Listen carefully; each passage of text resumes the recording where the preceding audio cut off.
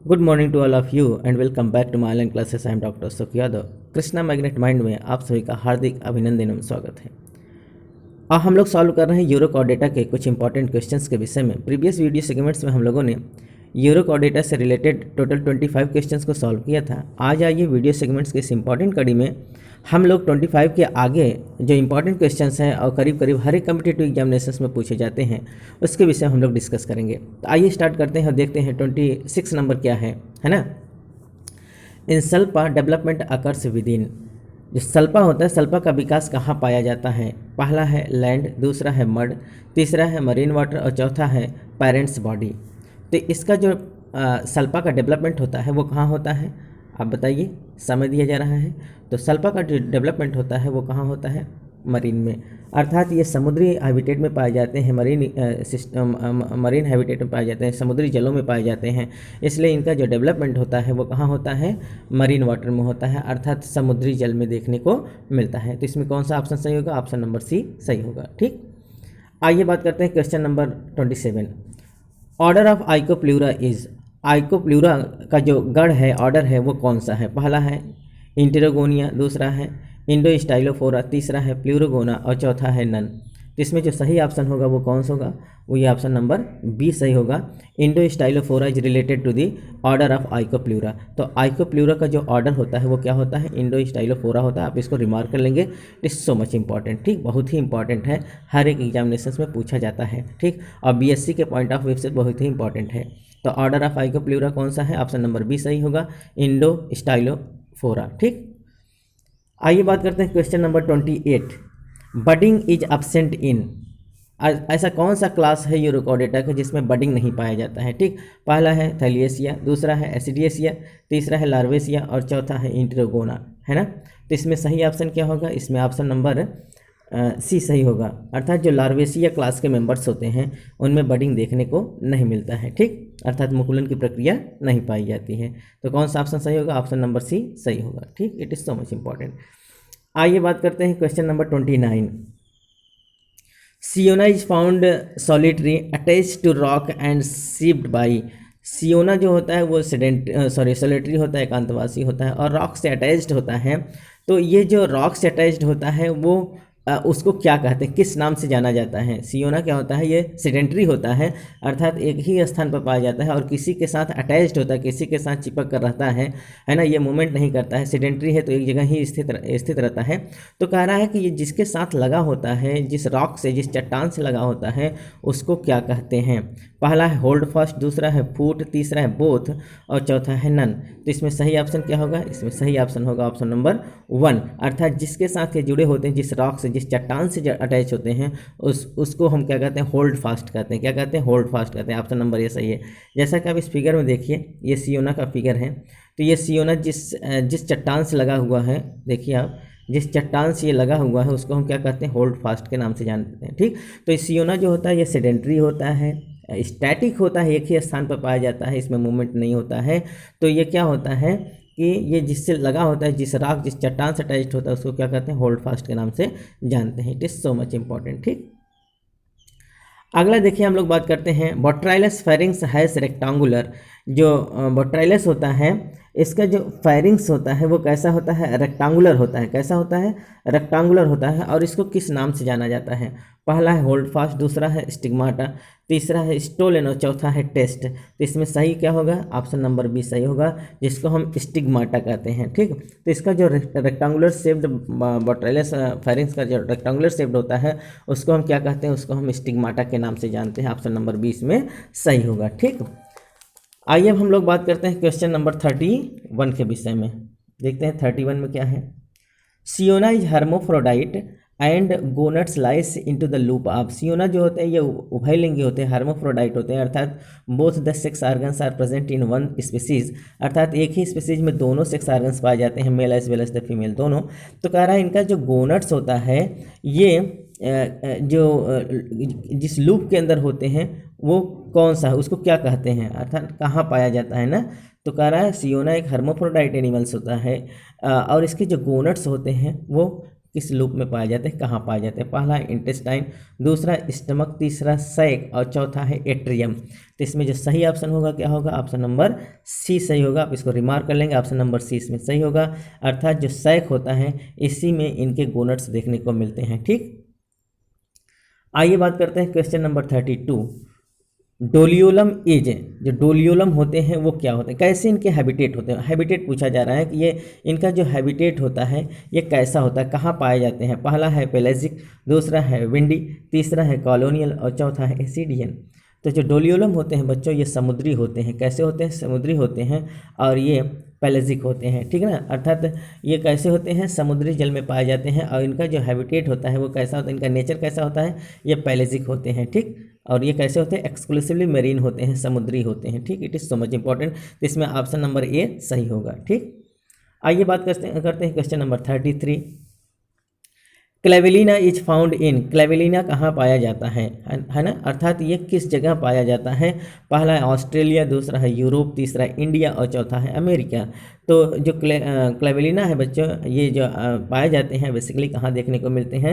Australia में देखने को मिलते हैं। तो इसमें ऑप्शन नंबर ए सही होगा, है ना। तो इनका जो नेटिव प्लेस है, ये जो इनका नेटिव स्टेट है, वो हैबिटेट है, वो कहाँ देखने को मिलता है? ऑस्ट्रेलिया में देखने को मिलता है। तो ये ऑस्ट्रेलिया कॉन्टिनेंट में देखने को मिलते हैं। तो ऑप्शन नंबर ए सही है।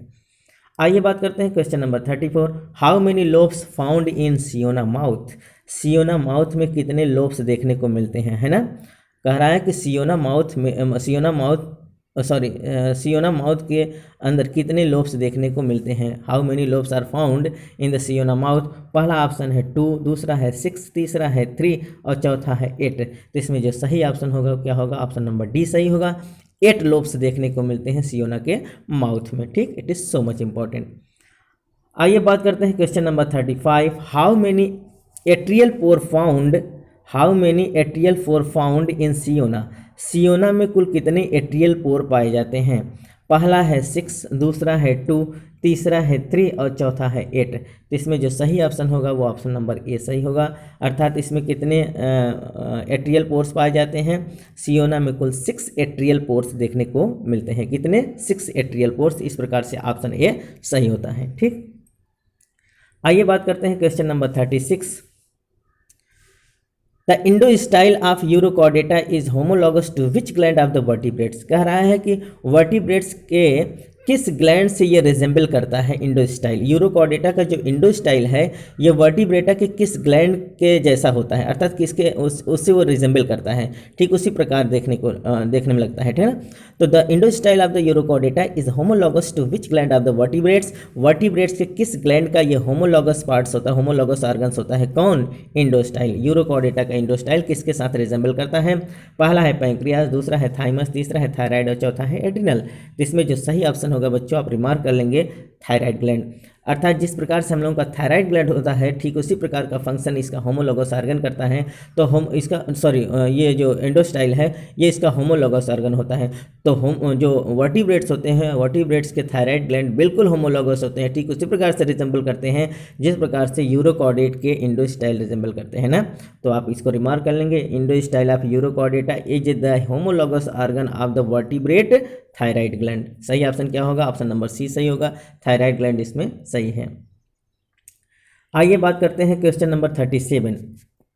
Which is the accessory respiratory organ in urochordates? Urochordates में कौन एसेसरी रेस्पिरेटरी ऑर्गन्स होता है? पहला है फेरिंक्स, दूसरा है स्टमक, तीसरा है टेस्ट और चौथा है लीवर। तो इसमें सही ऑप्शन क्या होगा बच्चों? इसमें सही ऑप्शन होगा ऑप्शन नंबर सी सही होगा। आप इसको रिमार्क कर लेंगे, बहुत ही इंपॉर्टेंट चीज़ है। तो यूरोकॉर्डेटा में जो टेस्ट पाए जाते हैं बच्चों, है ना, जिसके अंदर इनका बॉडी कवर्ड होता है, जो बैग लाइक संरचना देखने को मिलता है ना, अर्थात जिसको हम ट्यूनिक कहते हैं। तो ये टेस्ट इनका एसेसरी रेस्पिरेटरी ऑर्गन्स होता है। सहायक श्वसन अंग होते हैं। क्या होते हैं? सहायक श्वसन अंग के रूप में देखने को मिलते हैं। कौन? यूरोकॉर्डेटा का जो सहायक श्वसन अंग होता है वो कौन होता है? टेस्ट होता है। इसमें ऑप्शन नंबर सी सही है। आइए अब हम बात करते हैं हार्डमानिया के विषय में। हार्डमानिया बॉडी इज लाइक, हार्डमानिया का जो बॉडी होता है, जो शरीर होता है वो बिल्कुल कैसा होता है, कैसा दिखता है ये?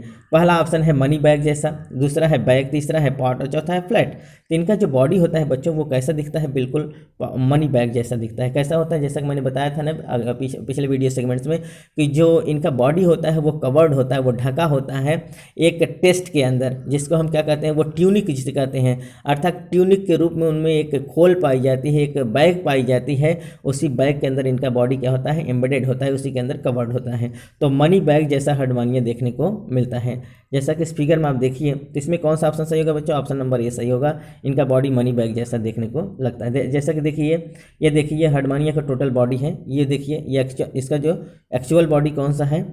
ये इसका बॉडी प्रॉपर है, ये वाला देख रहे हैं ना, ये इसका बॉडी प्रॉपर है। ये जो दोनों तरफ से इस प्रकार से ओपनिंग देखने को मिलता है, ये इसका बॉडी प्रॉपर है। और जिसके अंदर ये कवर है, ये वाला स्ट्रक्चर जो देख रहे हैं, इसी को हम क्या कहते हैं? इसी को हम क्या कहते हैं?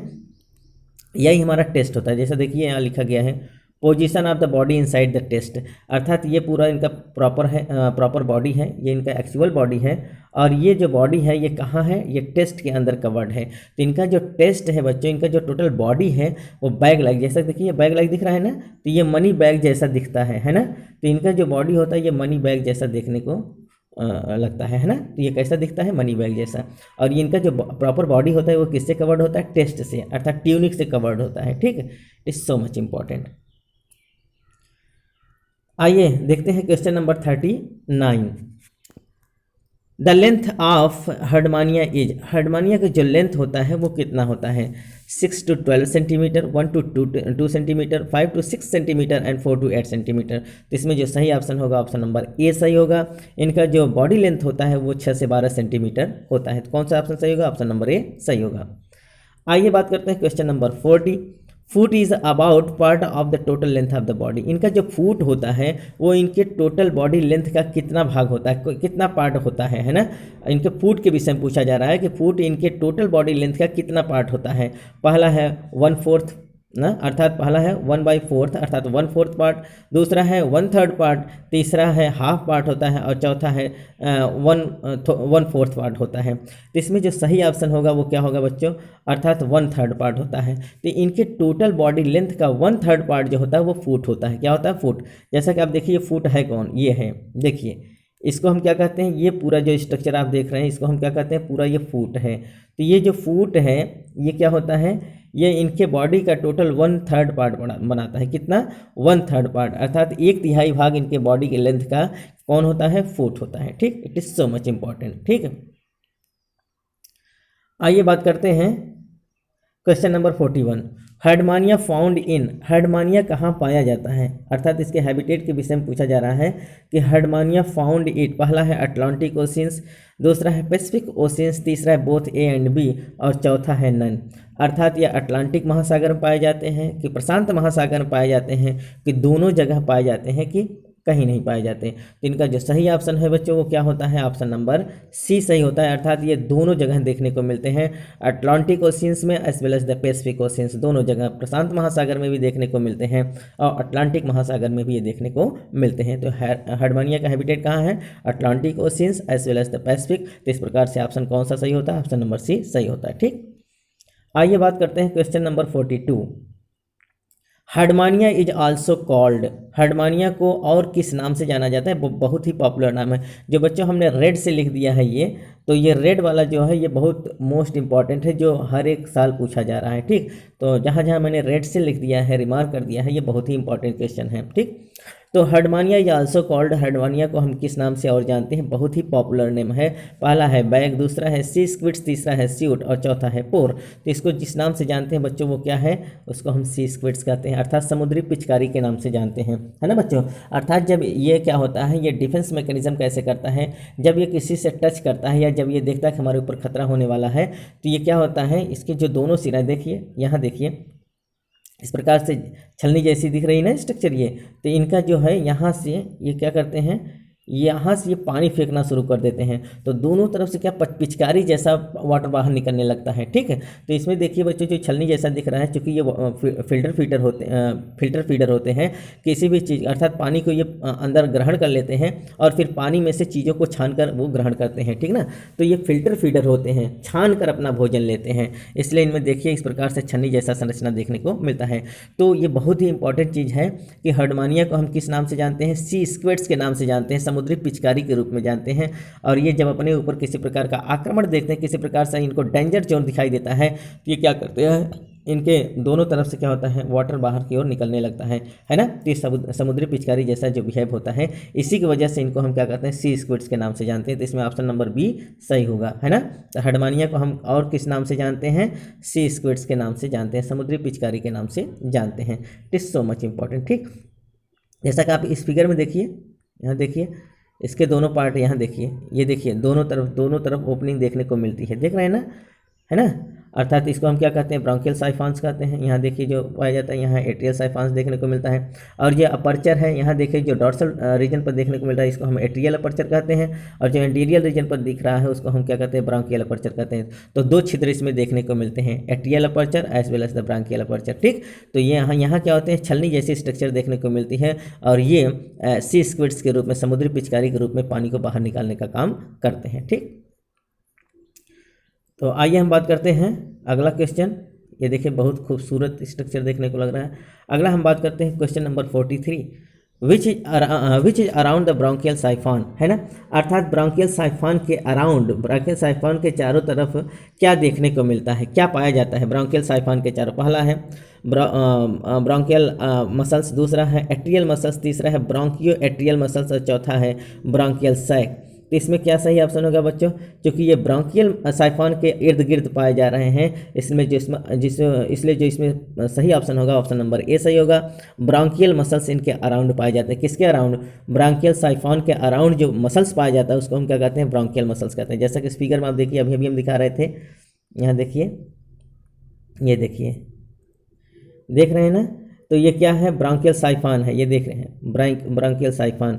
तो ये ब्रोंकियल जो अपर्चर है, इसके बगल में क्या पाया जाता है, ब्रोंकियल साइफॉन देखने को मिल रहा है। तो ये ब्रोंकियल साइफॉन की जो यहाँ आसपास में जो मसल्स होती है बच्चों, उसको हम ब्रोंकियल मसल्स कहते हैं। ठीक, तो ब्रोंकियल साइफॉन्स के बगल में क्या पाया जाता है, ब्रोंकियल मसल्स देखने को मिलता है। It is so much important. ठीक, तो इसमें सही ऑप्शन कौन सा होगा, which is around the bronchial साइफॉन, bronchial साइफॉन के अराउंड कौन सा मसल्स होता है, पहला ऑप्शन सही होगा, ब्रोंकियल मसल्स पाया जाता है। ठीक, it is so much important. आइए बात करते हैं question number 44, in Herdmania liver colour is, Herdmania में जो लीवर का कलर होता है वो कैसा होता है। पहला है पिंक, दूसरा है चॉकलेट, तीसरा है रेड और चौथा है ग्रीन। तो इसमें जो सही ऑप्शन होगा वो कैसा होता है, चॉकलेटी कलर का होता है, अर्थात चॉकलेट कलर का उनका लीवर देखने को मिलता है। तो हर्डमानिया का लीवर किस कलर का होता है, चॉकलेट कलर का, ऑप्शन नंबर बी सही होगा।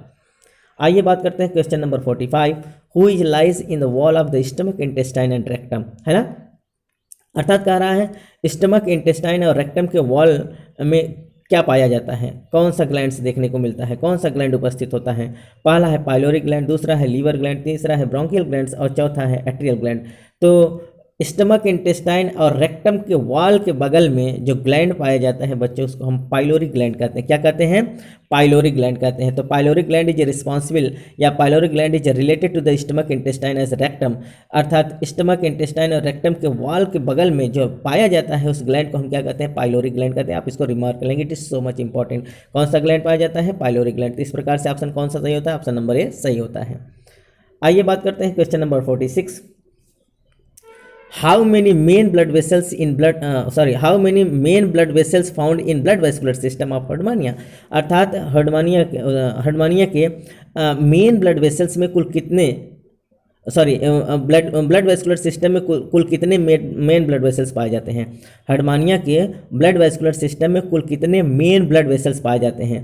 पहला ऑप्शन है 2, दूसरा है 4, तीसरा है 8 और चौथा है 6। तो इसमें जो सही ऑप्शन होगा बच्चों वो ऑप्शन नंबर बी सही होगा। कौन सा सही होगा, ऑप्शन नंबर बी सही होगा। अर्थात 4 मेन ब्लड वेसल्स पाए जाते हैं हर्डमानिया के ब्लड वेस्कुलर सिस्टम में। अर्थात इनका जो रुधिर संवहन तंत्र होता है, उनके जो मेन ब्लड वेसल्स हैं वो कितने होते हैं, 4 मेन ब्लड वेसल्स देखने को मिलते हैं। तो इसमें ऑप्शन नंबर कौन सा सही होगा, ऑप्शन नंबर बी सही होगा। आइए बात करते हैं question number 47। In Herdmania test matrix is like, Herdmania के अंदर जो टेस्ट के अंदर मैट्रिक्स भरा होता है, जो उनका एक कवर है, एक खोल है, उसके अंदर एक तरल द्रव भरा होता है, वो कैसा होता है? पहला है वो कौन सा द्रव है, वो पूछा रहा है कि ये मैट्रिक्स क्या है, कैसा होता है। पहला है ग्लोब्यूल, दूसरा है जिलेटिनस, तीसरा है प्रोटीन और चौथा है एंजाइम। तो इसमें जो टेस्ट के अंदर जो द्रव भरा होता है बच्चों, वो कैसा होता है? जिलेटिनस होता है। कैसा होता है?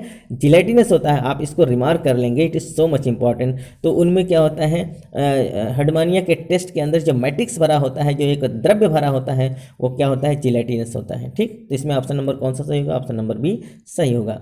आइए बात करते हैं क्वेश्चन नंबर 48।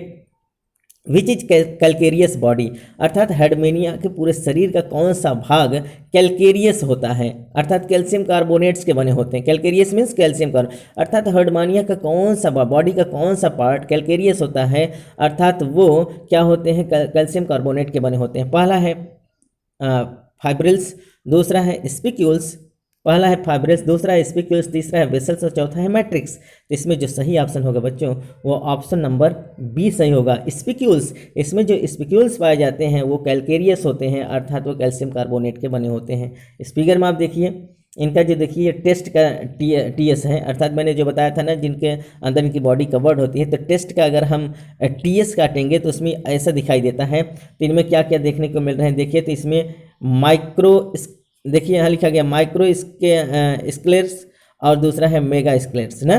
तो ये क्या है? ये it is a type of the spicules, ये स्पिक्यूल्स हैं। देखिए यहाँ दिखाया गया है ना, माइक्रो स्क्लेर्स। तो देखिए 3 में ये छोटे छोटे स्पिक्यूल्स देखने को मिल रहे हैं, और चौथे में देखिए बड़े बड़े स्पिक्यूल्स। तो इनका जो टेस्ट होता है, इनमें क्या देखने को मिलता है? इनमें स्पिक्यूल्स देखने को मिलते हैं, और ये स्पिक्यूल्स जो होते हैं वो कैलकेरियस होते हैं, कांटे जैसी संरचना दिखाई देती है, और ये कैसे होते हैं? कैलकेरियस होते हैं, अर्थात कैल्शियम कार्बोनेट के बने होते हैं। तो इसमें सही ऑप्शन कौन सा होगा कि अर्थात इनमें जो इनका कैलकेरियस बॉडीज होता है वो कौन होता है? वो स्पिक्यूल्स होता है, अर्थात कांटे जैसी संरचना देखने को मिलती है। ठीक, आइए बात करते हैं क्वेश्चन नंबर 49। हर्डमानिया इन हैबिट्स, हर्डमानिया कहाँ पाए जाते हैं, है ना? हर्डमानिया का जो हैबिटेट होता है वो कहाँ होता है? पहला है मेरीन हैबिटेट, दूसरा है रिवर एंड पॉन्ड, तीसरा है स्ट्रीन हैबिटेट और चौथा है लैंड। तो बच्चों जो हर्डमानिया होते हैं ये एक्सक्लूसिवली मेरीन होते हैं, है ना? कहाँ पाए जाते हैं? अर्थात ये मेरीन में पाए जाते हैं, समुद्री जल में पाए जाते हैं। ठीक, तो इनका जो हैबिटेट होता है कैसा होता है? एक्सक्लूसिव मेरीन होता है। ये रिवर और पॉन्ड में नहीं पाए जाते हैं, है ना? तो ये कहाँ देखने को मिलते हैं? ये मिलते हैं आपको कहाँ देखने को मिलेंगे? समुद्री जल में देखने को मिलेंगे। इस प्रकार से ऑप्शन नंबर ए सही होता है। कहाँ देखने को मिलेंगे? मरीन हैबिटेट में देखने को मिलते हैं। ऑप्शन नंबर ए सही होगा। आइए बात करते हैं question number 50। The digestive system included the alimentary canal and, जो इनका डाइजेस्टिव सिस्टम होता है बच्चों, उसमें क्या होता है? एलिमेंट्री कैनाल के साथ साथ और क्या होता है ना? अर्थात इनका टोटल जो डाइजेस्टिव सिस्टम बनता है वो किसको किसको मिलाकर डाइजेस्टिव सिस्टम कंप्लीट होता है? पहला है डाइजेस्टिव ग्लैंड, दूसरा है न्यूरल ग्लैंड, तीसरा है साइफॉन ग्लैंड और चौथा है नर्व ग्लैंड। तो बच्चों इनका जो टोटल डाइजेस्टिव सिस्टम कंप्लीट होता है वो एलिमेंट्री कैनाल के साथ साथ डाइजेस्टिव ग्लैंड के साथ कंप्लीट होता है। तो इसमें ऑप्शन नंबर ए सही होगा, अर्थात टोटल एलिमेंट्री कैनाल और साथ ही साथ डाइजेस्टिव ग्लैंड दोनों को मिला दिया जाए तो टोटल इसको हम क्या कहते हैं? डाइजेस्टिव सिस्टम कहते हैं। ठीक, तो इस प्रकार से बच्चों हम लोगों ने टोटल 50 क्वेश्चन अभी तक सॉल्व किया है। नेक्स्ट वीडियो हम लोग 50 के आगे भी सॉल्व करेंगे, जो इंपॉर्टेंट क्वेश्चन हर्डमानिया से रिलेटेड है उनको हम सॉल्व करेंगे। इसके बाद हम सिफेलोकॉर्डेट्स पर पहुंचेंगे और एम्फिऑक्सिस के विषय में डिस्कस करेंगे। उम्मीद है बच्चों आज का वीडियो सेगमेंट्स आपके लिए बहुत हेल्पफुल होगा। अगर बच्चों ये वीडियो सेगमेंट्स आपके लिए उपयोगी हो और आपको लगता है कि ये बहुत ज़्यादा बेनिफिशियल है तो ज़्यादा से ज़्यादा हमारे चैनल को सब्सक्राइब करें, लाइक करें, शेयर करें अपने यार दोस्तों में, जिससे उनकी भी तैयारी सुचारू रूप से चल सके।